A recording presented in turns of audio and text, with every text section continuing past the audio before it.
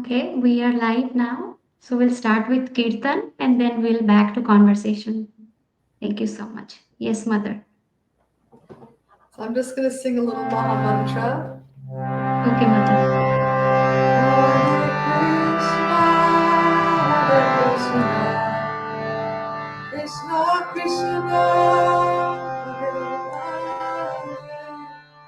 Hare Rama, Hare Rama, Rama Rama, Hare Hare, Hare Krishna, Krishna Krishna, Hare Hare, Hare Rama, Hare Rama, Rama Rama, Hare Hare. You want to respond, Priyasi? Hare Krishna, Hare Krishna, Krishna Krishna, Hare Hare, Hare Rama, Rama Hare Krishna, Hare Krishna, Krishna Krishna, Hare Hare, Hare Rama, Hare Rama, Rama Rama, Hare Hare, Hare Krishna, Hare Krishna, Krishna Krishna, Hare Hare, Hare Rama, Hare Rama, Rama Rama, Hare Hare, Hare Krishna, Hare Krishna, Krishna Krishna, Hare Hare, Hare Rama, Hare Rama, Hare Hare.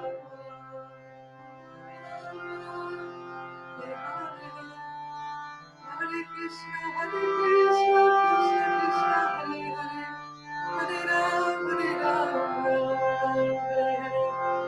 Hare Krishna, Krishna Krishna, Hare Hare, Hare Ram, Ram, Hare Hare. Hare Krishna. Thank you, Mother. Thank you for at least purifying my mind. Thank you so much for the Kirtan. Yeah, the And holy, quite powerful. Holy. See? Yes, thank you. Thank you so much for your offering and making everything holy. The holy name does that on its own. So I want to wish everyone a very happy new year. And this is the first episode of 2024. I hope everyone is doing well. And today again, we are blessed to share space and have the presence of Mother Pranada Comtois. This is her book. I have been reading this book and I'll share something about what I read. Mother is from Florida. She's been living here for 30 years now.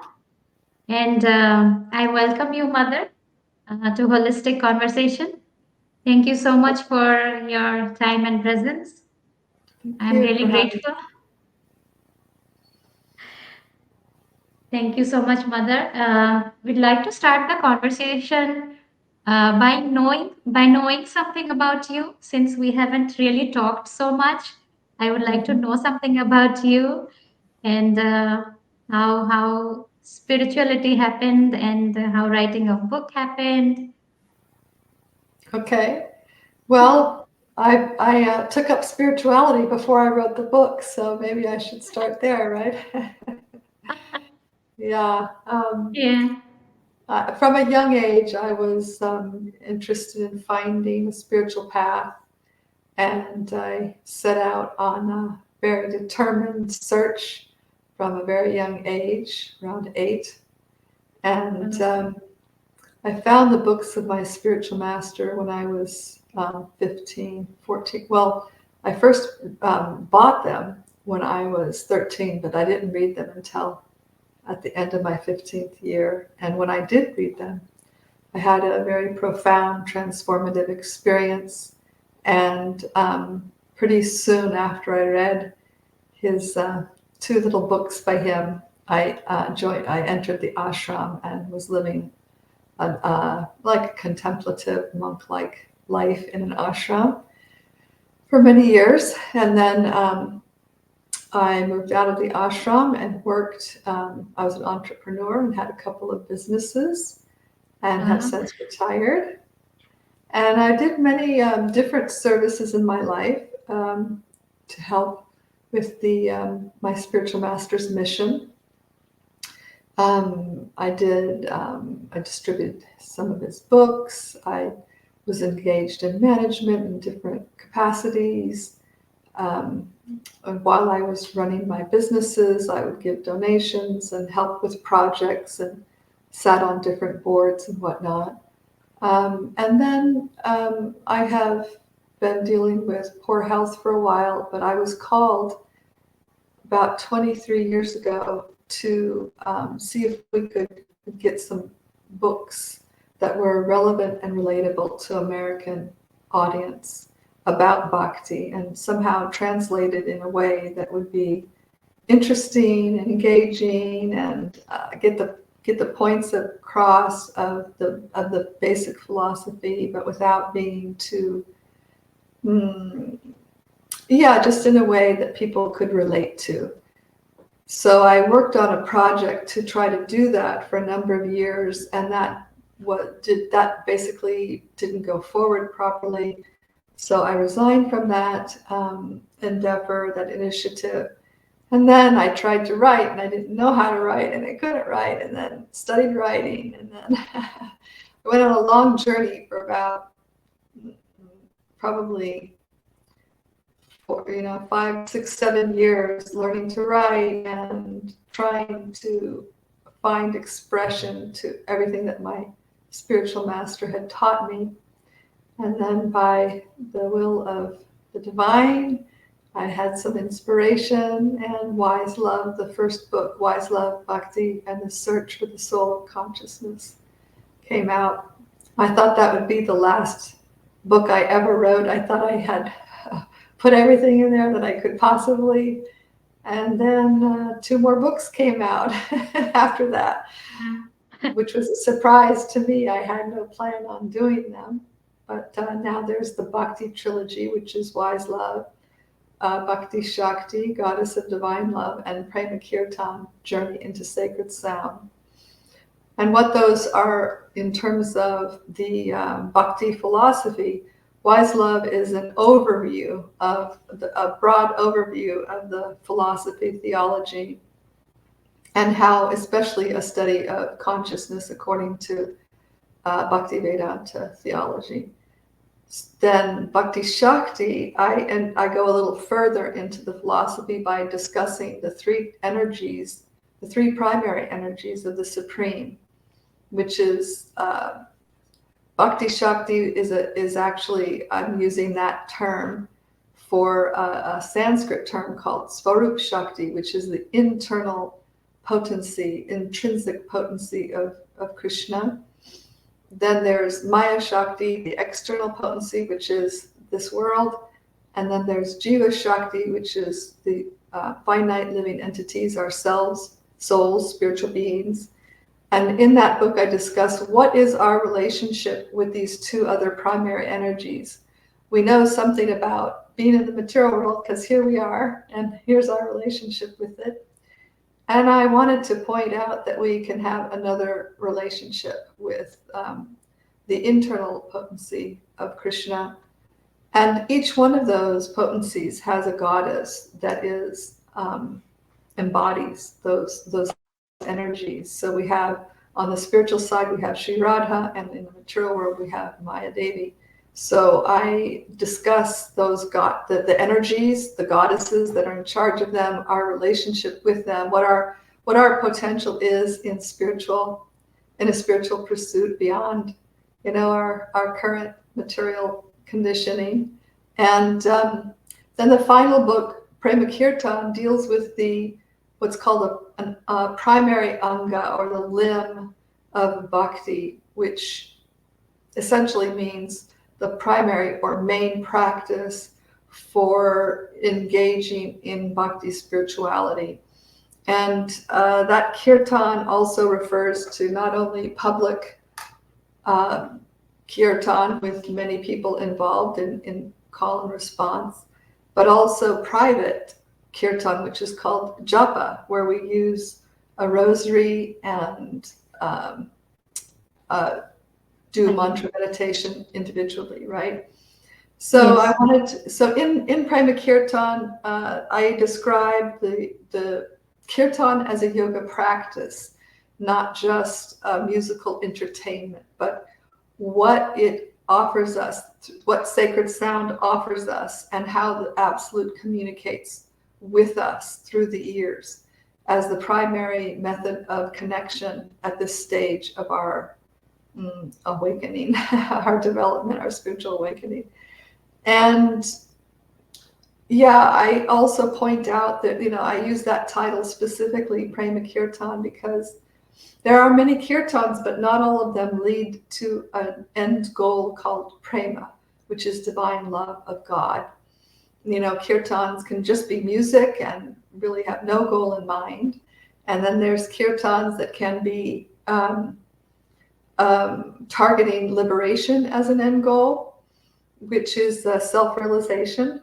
And then there are kirtans that can take you out of the world and into the highest realm through and enable the soul to develop love of God. And that's the kirtan that we're interested in. So that is a little bit about those three books, which are the last sevas, services that I have done for my spiritual master. Yeah, beautiful. It was nice to know. It was nice to hear that you didn't plan, you didn't know, but you wrote a book. Then you wrote a second one. Then you wrote a third one. How life unfolded and how you took them as it came to you. That was really interesting. And just by listening, that things do follow.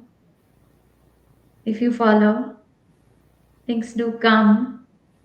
Yeah, Always have a especially if we're trying to be of service and be open to how we might be used, how God might want to use us.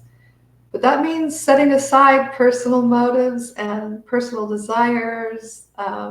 It means really changing your perspective of yourself and the world, and trying to hear the Supreme speaking to you and guiding you and following that guidance and direction. That's not something that we can just do on our own, though. We need association of those who are a little accomplished or practiced at doing that. So I think, a company with like-minded people engaging in the spiritual practice are all aspects of cultivating that ability to hear the Lord in the heart and respond favorably. Yeah.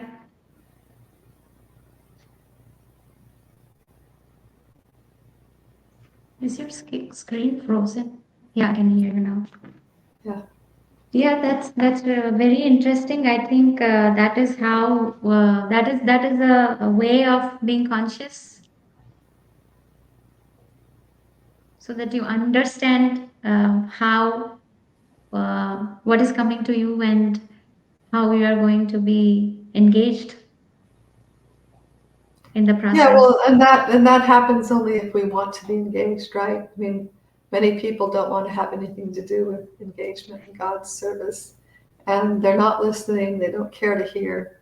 So it is a matter of desire, and if we do have a strong desire, then we'll be guided toward finding a guide and finding association, taking up the spiritual practices of personal kirtan yoga practice. Yep. Yeah, yeah.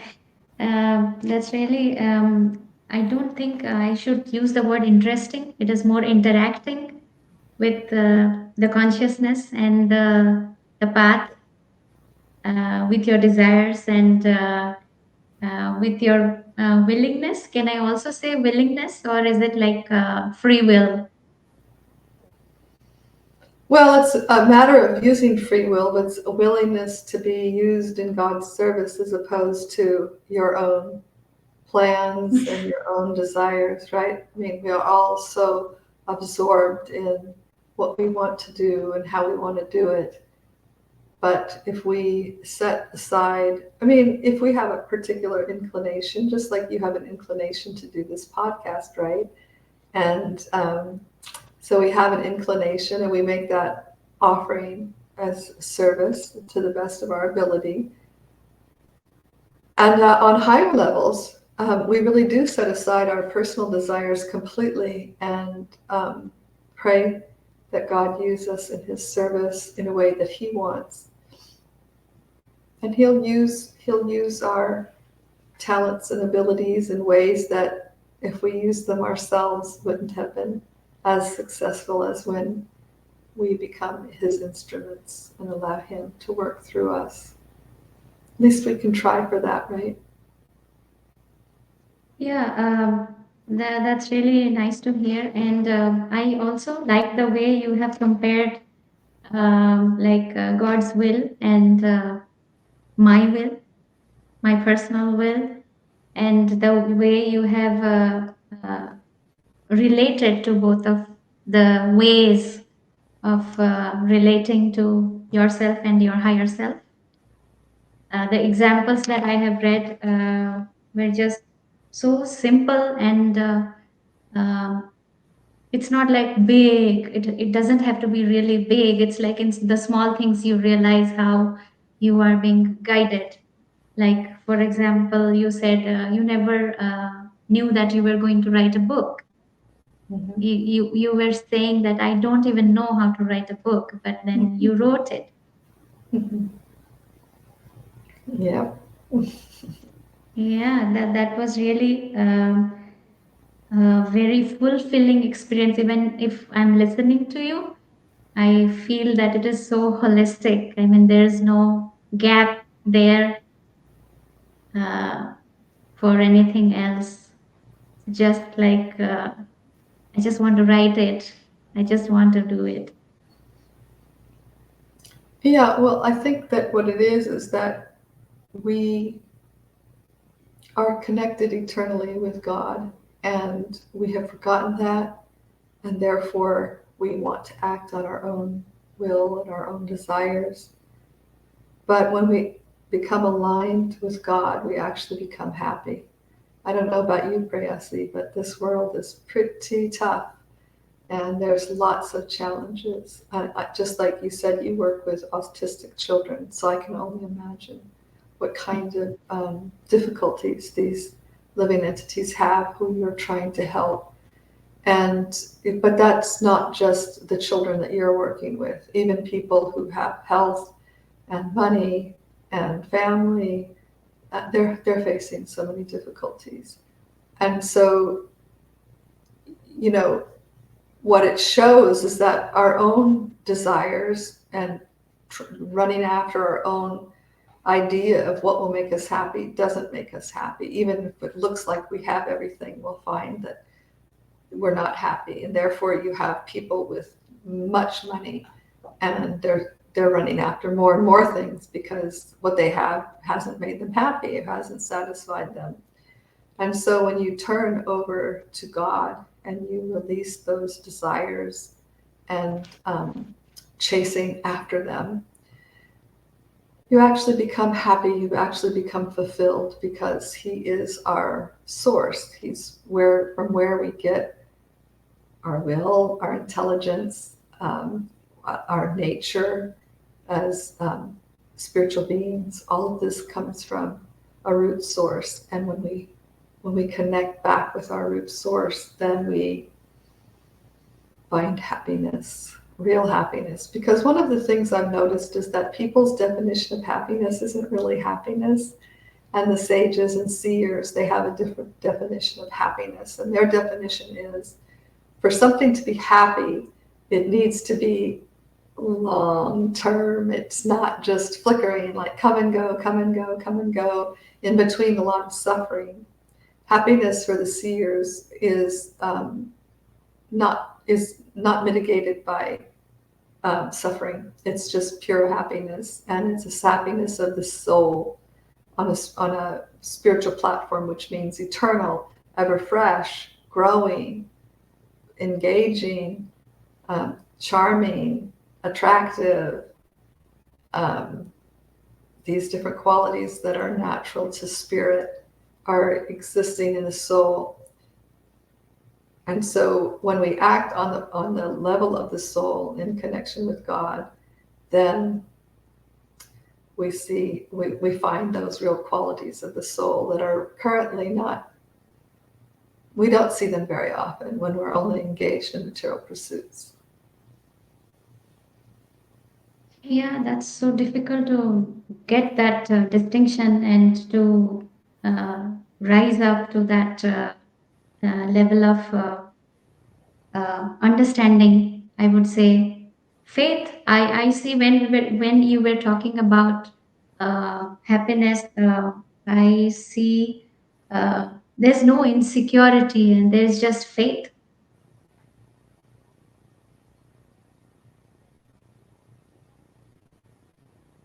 Mm-hmm. That felt so complete to me. Like there's nothing but happiness. Mm-hmm. I think happiness on the spiritual platform.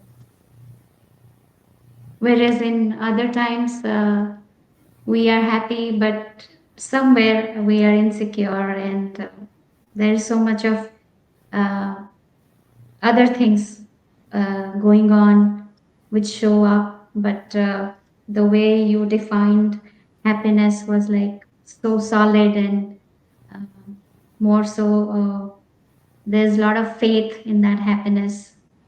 Um, I don't know how to describe, but I felt the presence of faith when you're talking about happiness.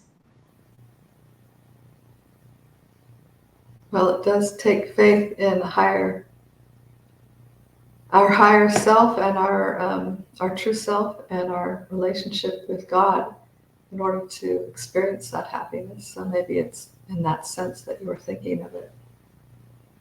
Yes, probably. I was just looking for something that I read, and I didn't had a pen at that point of time. So you wrote something about home. Uh, your home is where your heart is, or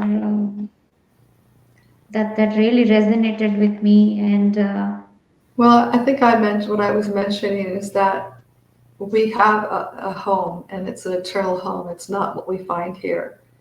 But yeah, home, we feel comfortable at home. We feel welcome. We feel safe. We feel cared for. That's what a home represents for us. And so I was pointing out that homes here don't always provide that for us or sufficiently. So we should look for our home in the spiritual realm. yes, I'm not getting that now. Anyways, what I wanted to say is after reading that sentence, like we all have a home, and it is not like this physical home or like materialistic or no. I think it was the distinction between mind and heart, where you were talking about like.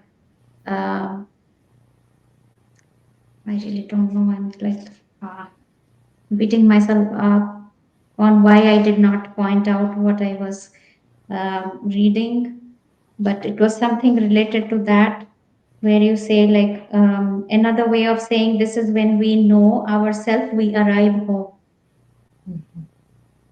Material emotion mirrors the Right. holy What spiritual I'm emotion. Yeah, and that sentence itself was so much resonated with me, and it took me to this art that I did. I Thursday or Friday or Thursday, I don't remember. I just woke up at 3 a.m. in the morning, and I was so fresh. I was like, what am I going to do now? Everybody's sleeping, and why am I awake at 3 a.m.? Then when I went down, I made some tea, and then I was still sitting and thinking, what is the purpose? Am I awake at this point of time? And then I sat for 5 minutes, and then I had this canvas. I went with my son. I didn't know what I'm going to paint, but I went there, and I was looking for a canvas. And then my son said, Mama, that's the biggest one. Do you want that? Then I said, yeah, but I don't know what I'm going to paint because all of my things are here and there. I don't even know where they are. So if I find my paints, maybe I can do, but I really don't know what I'm doing. So uh, that happened then at 4 a.m. I was doing this. I was doing this until I think 8 a.m. or 9 a.m. And the energy that was there was so peaceful, and it was amazing interacting with that thought and that energy and that feeling. I was not irritated, I was not bored, I was not in a rush. I didn't even know what I was doing, and I had a wonderful experience that morning doing this one. It Only today I completed this. I made those two mala with pearl and shell, and I didn't know what to do with them. Then today morning only, I was like, okay, something is coming to me, and then let me do it. So today morning I woke up, and I just completed this, and then I was like, okay, I feel good now. So that was all that one sentence that um, your heart is your home, or something like that. What I understood from there, it just took me to this painting, and I really don't even know how to express what to say, but I just loved the way my time spent and how things unfolded. Nice. Thank you for sharing that. And I was constantly thinking about, like, wow, thank goodness I read the book. Thank goodness I read the book. And also, it's the energy of prayasi that I have mentioned here. I don't many often, I've never mentioned this name in the podcast, but there was something that is, okay, today maybe you are more of prayasi and less of Mamina. So you just go with prayasi. And I was like, okay, yeah, of course, it's her energy. It's prayasi's energy. It's not my energy. When you say that, what do you mean? What does Prayasi stand for you? Uh, I don't know, but it's definitely not Mamina. It's something, it's my guide, maybe. It has always guided me to something. And all my art, I have named them Prayasi, not Mamina. Never, never. I don't think it's Mamina, it's Prayasi. It's a different energy. Like when I go to that space, uh, I don't know, it's so fulfilling for me. And I completely lose myself. I don't even remember that I'm Mamina, or I'm at my home, or where am I? I just completely lose myself. And when I'm done, I come back to myself as Mamina. This is the experience, and I don't know what it means, but I love it.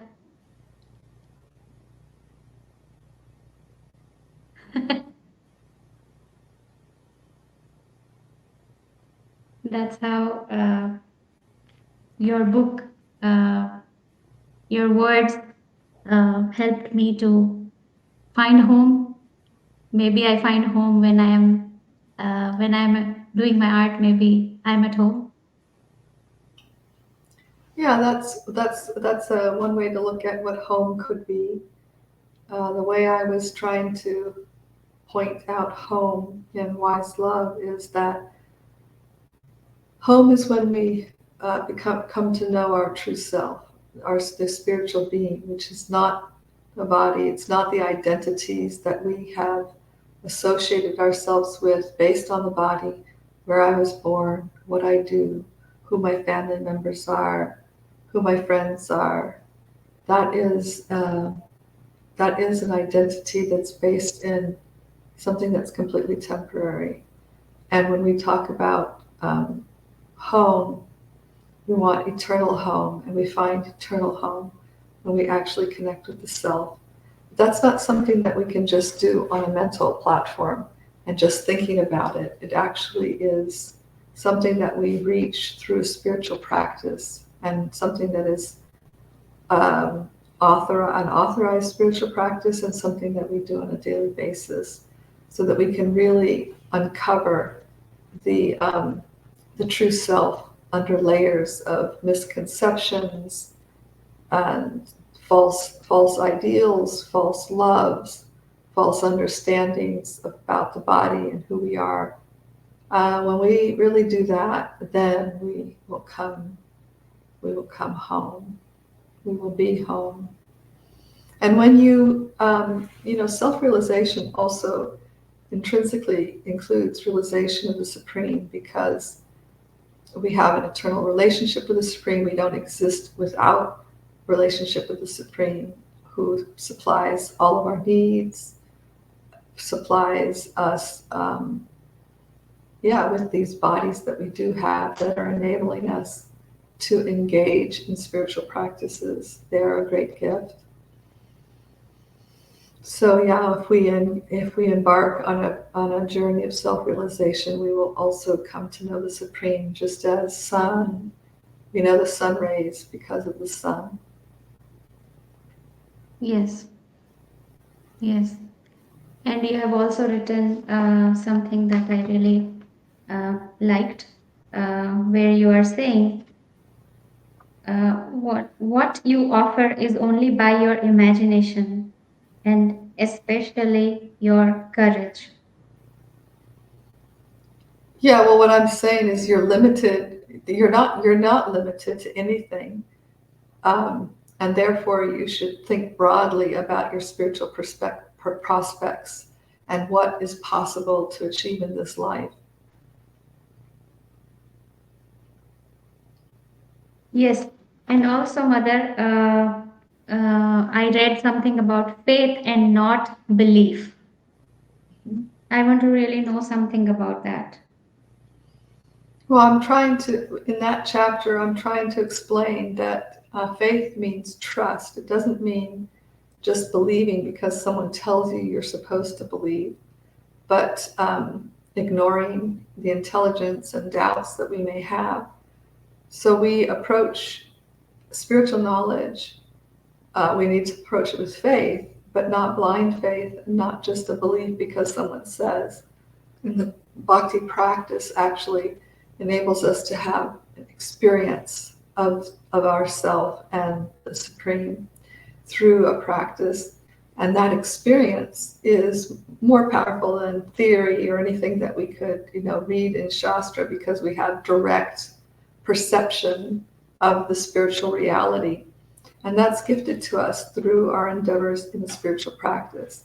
So by faith, not belief, I'm pointing to initially, when we hear revealed texts, we may not understand them completely, we may have doubts, but if there's enough reason and logic that satisfies the intellect, then at least we can have enough faith to proceed based on the guidance of the revealed texts.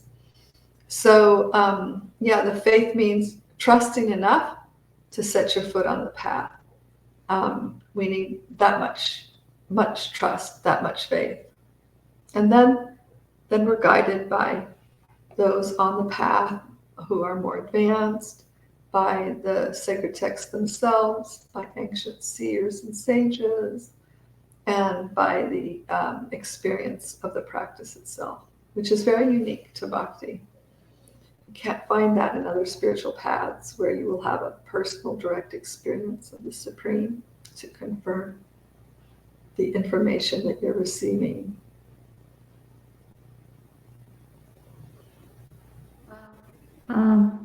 I also have a question, like if I ask you what was your biggest challenge when you chose spirituality? Was there any challenge at all? Yeah, lots of them, all the time. I mean, when I first took up my spiritual path, I was 16 years old, so I was quite a young girl, young woman. And, we take vows to abstain from intoxications and gambling and harming other living entities by meat eating, among some of the terrible things that we can do. And then we also take a vow of celibacy. So that was, I think, the first challenge, is to become accustomed to leading a life of virtue and morality that was not present in the world around me, and still isn't. It's even worse now. And then the challenges are, as you work on contacting the self, the real self, you have to see through the falsities of the false ego and its identification with the world and the body and the mind. So that's like an ongoing process, because there's layers of the impurities or imperfections, you could call it, or illusion, ignorance. So it's an ongoing process of removing ignorance and situating oneself in real knowledge and spiritual situation. So I think there's ongoing all the way, and they're different. They become more subtle and actually more difficult to deal with the more subtle they become. But there's a lot of guidance in the sacred texts that describe what to expect on the path of bhakti, and what are the pitfalls, some of the pitfalls, how to avoid those, how to engage with the practice successfully. So there's a lot of signposts, roadmap for our progress and achieving the goal.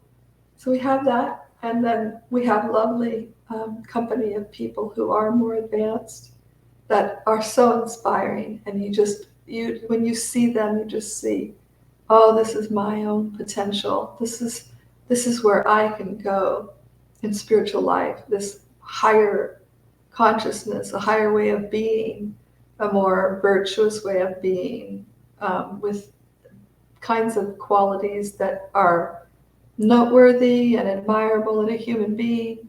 So those also develop, in addition to spiritual qualifications of being able to learn to serve God. Yeah.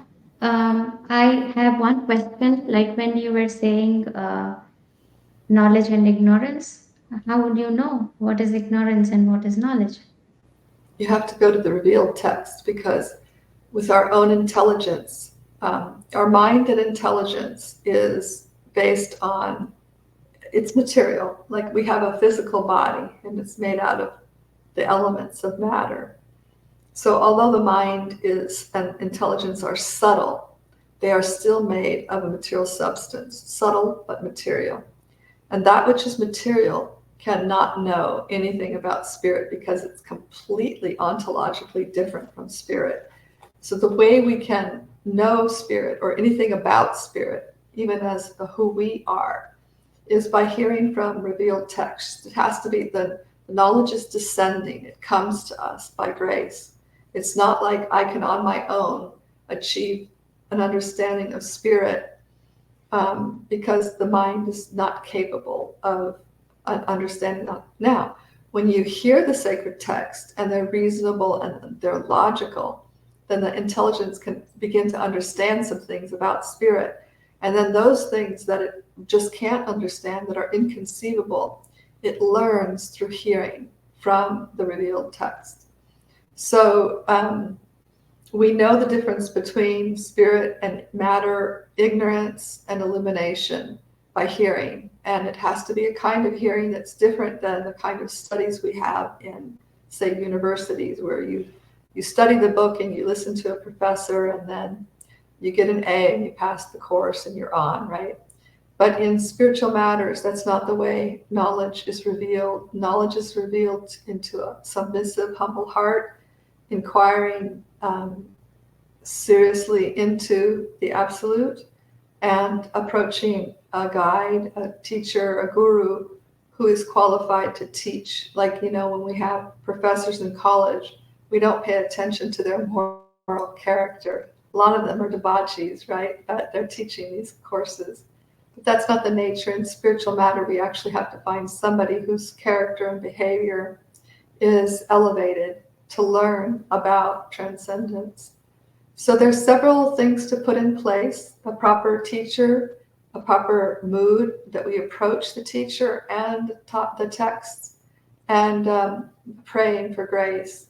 And those then gradually the knowledge is revealed within the heart, and we learn the difference between ignorance and illumination that way. It's not going to happen on our own. You can hear, but you're not going to know God unless somebody who knows God introduces you to him, her. Beautiful. So nice.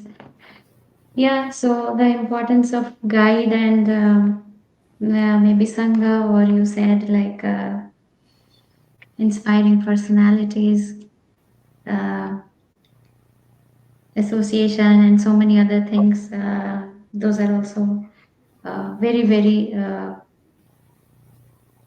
crucial, I would say, in the path of spirituality, and to be in that path. And also, I had a question on. I read something about you were talking about cancer. Was it you, Mother?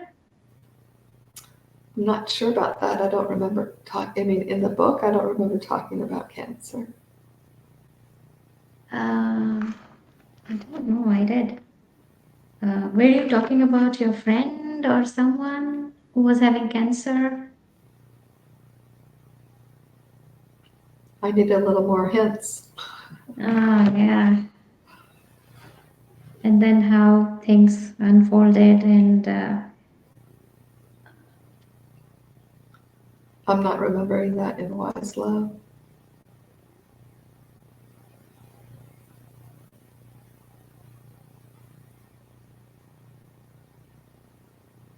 yeah, I love the way you have explained yourself to understand self and the true self.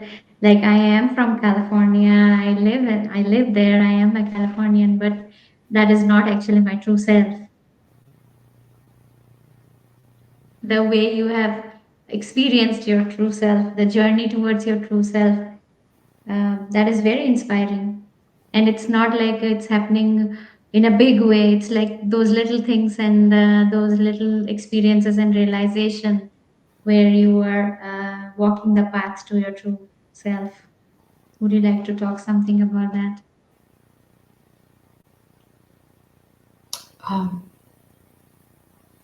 Well, I have spoken about the journey to the self as in our conversation here. Unless there's something specific, I'm not sure. I think it's the most important journey we'll undertake in a lifetime. And Yes.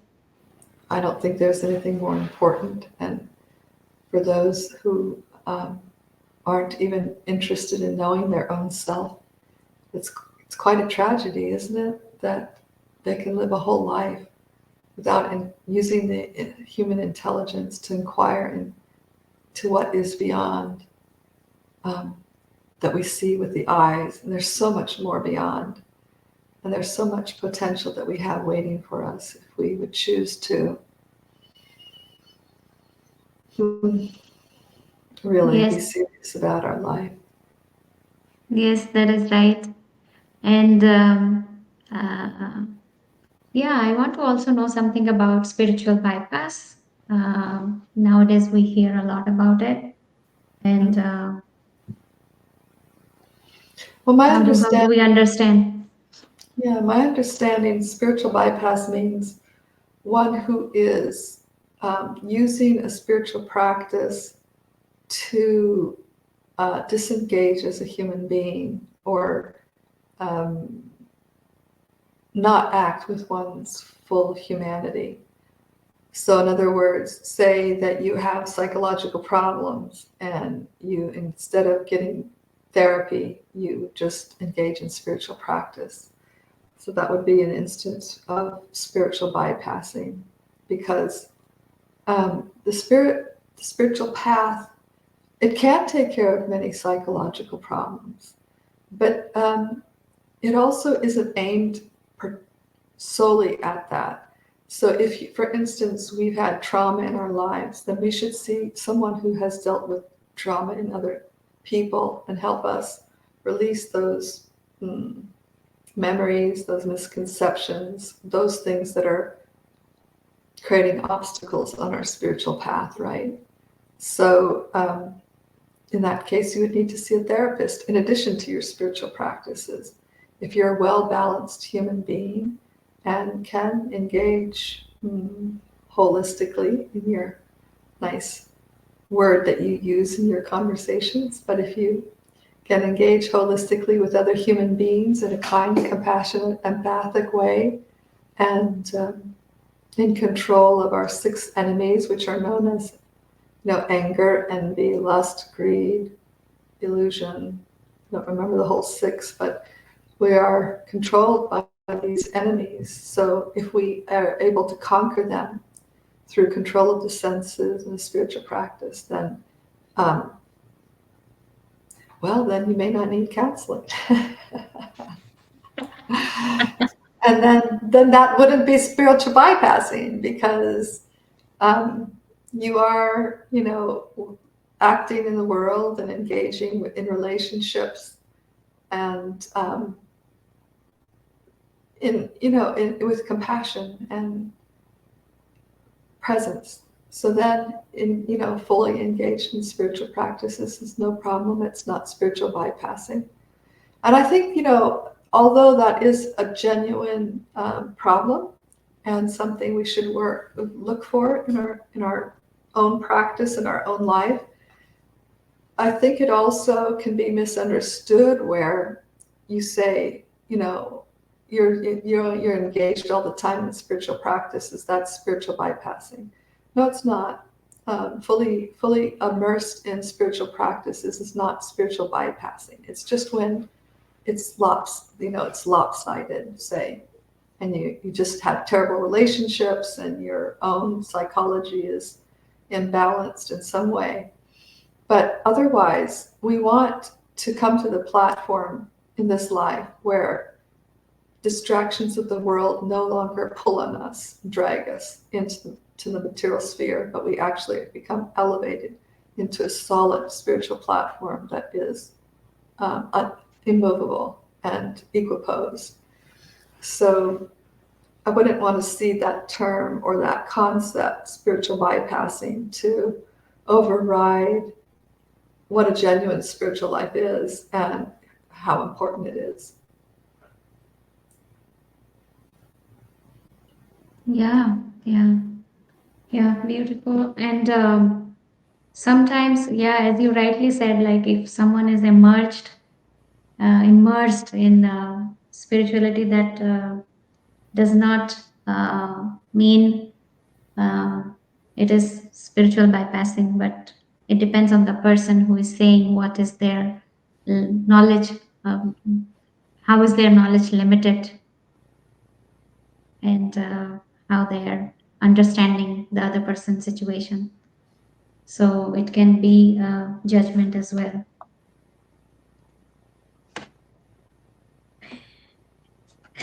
I want you to speak something about this book, Bhakti-Shakti, that you were describing 3 types of bhakti. I want to listen something about that. If you want to share something about. Yeah, I did give a little explanation. Yes. The idea there is that Sri Radha, the goddess Sri Radha, who is the embodiment of God's heart and emotional self, love personified as Sri Radha, she's only come to Western shores about 50 years ago, along with the teachings of my spiritual master. So although Durga Devi has been within the Western audience's minds and awareness for some decades, maybe since like the 1970s, at least in America, Srimati Radharani hasn't. And what I saw as I was reading in different texts, as I was listening to the conversation about the feminine divine and sacred feminine, that there wasn't a full understanding of worshiping a goddess and the various aspects of goddess and how we can relate to goddesses. So what I wanted to do, and I had seen a couple of books written about Durga Devi, and then some mention was given of Srimati Radharani. And they were very unbecoming and inappropriate, not describing Sri Radha at all properly. So I felt we needed a corrective for the Western audience, and it needed to come from somebody who was devoted to Sri Radha and also grounded in the tattva or the philosophy of the energies of God that I speak about in that book. So what Bhakti-Shakti is a introduction to Sri Radha, a proper introduction to her, explaining the extent of her qualities, of how a relationship with her can direct our spiritual life, and how by engaging in a relationship with her, we're freed from the material energy and the clutches of our dear Durga Devi, who is so kindly creating this world for us to try to enjoy separately, but which is a doomed failure for sure. So I wanted to introduce Radha and show that of these 3 energies of God, the internal, the external, and the marginal, the jiva, the soul gets to choose where it wants to focus its attention. Do you want to focus it on the spiritual energy, or do you want to focus it on the material energy? And that's done by, or can be done mostly, is by worshiping the goddesses of those energies, Sri Radha, the spiritual potency, and Durga Devi, Durga Ma, the material potency. So right now, most people, 99% of the people, engage in a relationship with Durga Ma, whether they know it or not. And I wanted to say, you have a real opportunity here to engage with Radha, and you should know who she is. She's the most, she's the fountainhead of all the goddesses, whether in the different cultures, like we have goddesses, Celtic goddesses, Roman goddesses, Greek goddesses, we have Indian goddesses, we have Aboriginal goddesses. So there are many goddesses. Sri Radha is the fountainhead of all of them. And she represents not only goal, but our worshipable goddess. So that's what Bhakti-Shakti does. It's an introduction to Radha and how we can choose a relationship that's based on divine love, manifest in the form of Sri Radha. Beautiful. I love her. I love this picture. That's extremely beautiful. I'll tell you a little story about the She, book cover. yeah. That painting is done by a friend of mine, a well-known Wow. artist. Her name is Driti Dasi, and she's an extraordinary artist, as you can see. The Yes. original painting doesn't look like that exactly.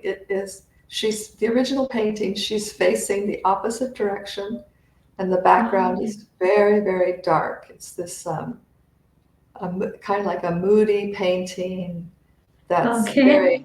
she's very mysterious. And it was an art piece that was commissioned by a friend of mine, and it's hanging in her home. And when it came to her from the artist, I was present when it arrived. And when I first saw the painting, I was extremely moved by it, and it was just captivating. And but there it is in somebody else's home, right?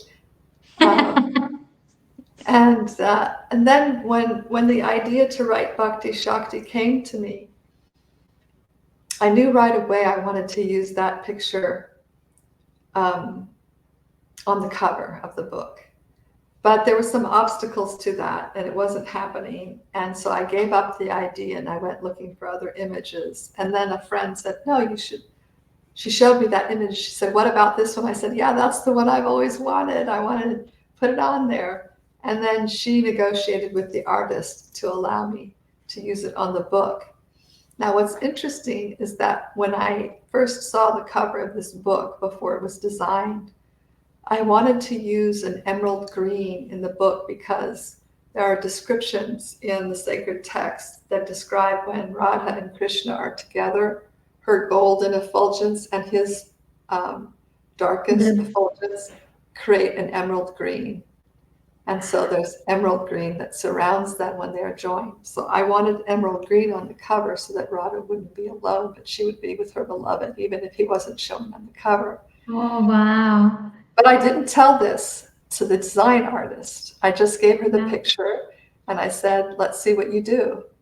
And I didn't mention anything to her about colors. And she came back with an emerald green color. And I said, oh my Krishna, look at that. Divine arrangement. I didn't even say anything. And my vision, the heart's desire was manifest on the cover. Just very, Wow. very beautiful. That's so beautiful. What a beautiful experience, mother.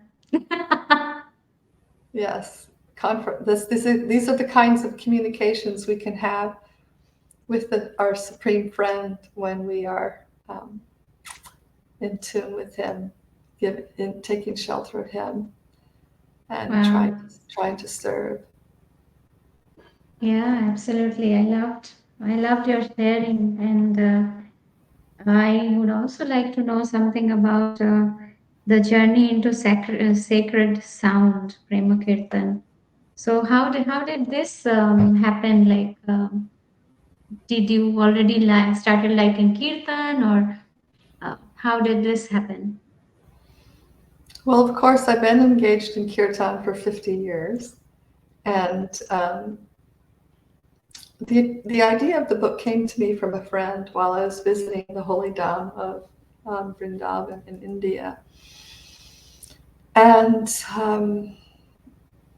I thought, Kirtan has become so popular in the West.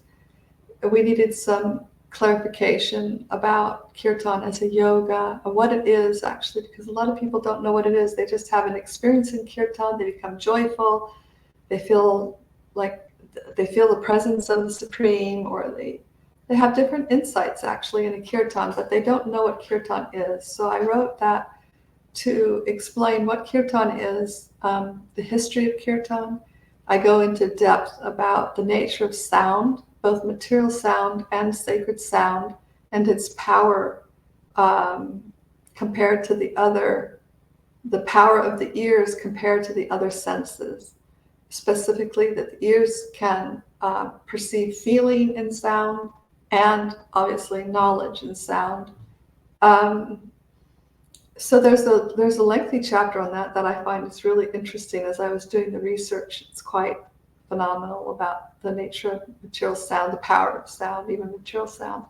So I explain why sound is so important, where it can take us, and why mantra meditation is more powerful than regular meditation or any other spiritual practice. Most other spiritual practices. So it's a description of those elements about sound and the history of Kirtan in India, which goes back to the 6th century and even before, actually, since the creation of the universe. And then I take the reader on a journey of what it's like to be on the path using Kirtan, sacred sound, mantra meditation, and where it can lead one, what you encounter on the path, and where it can lead one, and how it can bring one to be a mystic and to experience life in a completely different way. So that's Prema Kirtan. Would you like to share some of your experience on this journey of sacred sound, like how you realized? I think what happens, at least my experience and seen others, is if you take up a mantra meditation practice in private, and not only just Kirtan, public Kirtan, but if you take up a private mantra meditation practice, you are gifted with transcendental experiences, sometimes right away, sometimes not right away, but sometimes right away. And what they do is they call you in the direction of the sacred sound and say, yes, this is for your good. You will find benefit here, continue on. And so you continue a practice, even though sometimes you're going through dry spells, and it's a little work to do the meditation, as opposed to just like constant bliss. But then you get another taste of transcendence, and this kind of like carries you on and carries you on. And what I found by maintaining a daily japa meditation, mantra meditation practice, is that it's taking me to levels of self-realization and God realization that I didn't have before. So I'm having an experience where the practice and the process works. You have to apply yourself, and it's not easy, but it does work. So that's, reason why, obviously, I wrote these books, is to share with others the power of bhakti, the gems of bhakti that are unknown in the West, the ways that we can engage with bhakti for bhakti in one sense is very easy. It's not like a path of renunciation or performing rituals and rites. It's engaging in daily life, but putting Krishna in the center and taking his holy name as a friend and as a guide, and to accompany us in this life. So I would say my own experience, which I have tried to describe in that book, is the power of the holy name, the power of God's holy name. There's nothing like it. Yeah, that is true. That is very true. I have attended so many Kirtan when we were in Harrisburg, Pennsylvania, and the energy is something different when they have 8 hours Kirtan.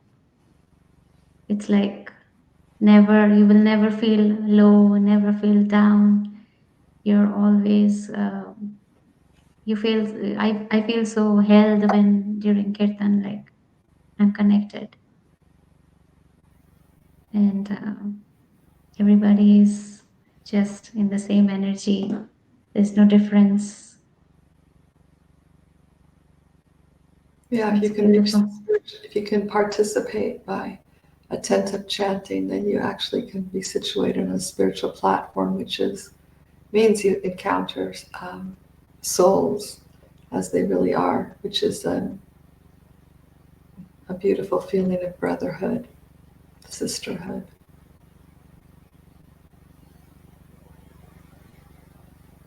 It was very nice talking to you, Mother. I still have to read your book. I haven't completed because I started this book and then I had to do this. Right. And it's going to stay with me forever because I read your book and then it directed me to something. So that is how I will always relate personally. And this is not, I would also mention, this is not me as Mamina. No, this is the Prayasi, that the name that I am mentioning. That is a place or an energy that I go to. I love being there. That's a different experience for me, not a human one, definitely. Yeah. So offer it to Krishna. Yes, definitely, Mother. Yes. I painted this in my temple actually, in my home. I had the altars in front of me, and then I was doing the painting. I was constantly praying, like, I don't know what to do, but I feel like there's this thing that is trying to manifest, but I really don't know what to do. So I was in that state of mind. And that was beautiful. And I would like to thank you for your time and for your sharing. And yeah, I will read your book. And we will meet again. Hopefully, we'll meet again. I I hope I'll meet you in person someday. That would be good. Do you visit North Carolina by any chance? I used to, but I haven't. I don't go there anymore now. Uh-uh. Okay, okay. Maybe when we visit Florida, I'll be there to see you in person. Let me know. Yes, I will. And thank you for your Kirtan, Mother. Thank you for the sacred taste, giving us the taste of sacred sound, and starting the new year with such Holy Spirit. Hare Krishna. Thank you so much, Mother. Hare Krishna. Hare Krishna. Hare Krishna. Thank you.